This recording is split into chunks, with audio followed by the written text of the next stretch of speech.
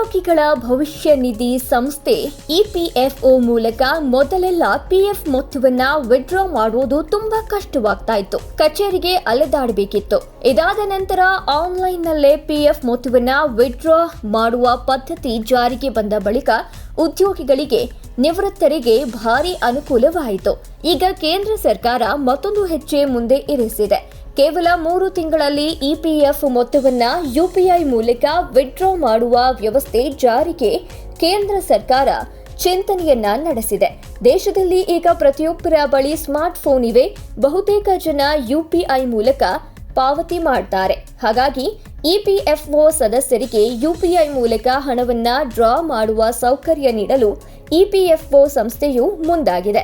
ಇದಕ್ಕಾಗಿ ನೀಲಿ ನಕ್ಷೆಯನ್ನ ತಯಾರಿಸಿರುವ ಇಪಿಎಫ್ಒ ಭಾರತೀಯ ರಾಷ್ಟ್ರೀಯ ಪಾವತಿ ನಿಗಮದ ಜೊತೆ ಮಾತುಕತೆ ನಡೆಸಿದೆ ಅಂತ ತಿಳಿದು ಬಂದಿದೆ.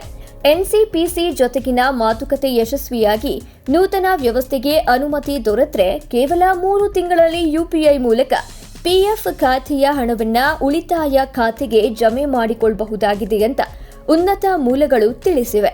ನೂತನ ವಿಡ್ರಾ ವ್ಯವಸ್ಥೆ ಜಾರಿಗೆ ಬಂದರೆ ಸುಮಾರು 7.4 ಕೋಟಿ ಉದ್ಯೋಗಿಗಳಿಗೆ ಅನುಕೂಲವಾಗಲಿವೆ. ಕೇಂದ್ರ ಕಾರ್ಮಿಕ ಸಚಿವಾಲಯವು ಕಳೆದ ಕೆಲ ತಿಂಗಳಿಂದ ಇಪಿಎಫ್ಒ ಮೊತ್ತವನ್ನ ವಿಡ್ರಾ ಮಾಡುವುದು, ಸುಲಭವಾಗಿ ಅರ್ಜಿ ಸಲ್ಲಿಸೋದು ಸೇರಿ ಹಲವು ಪ್ರಕ್ರಿಯೆಗಳನ್ನ ಸರಳಗೊಳಿಸ್ತಾ ಇದೆ.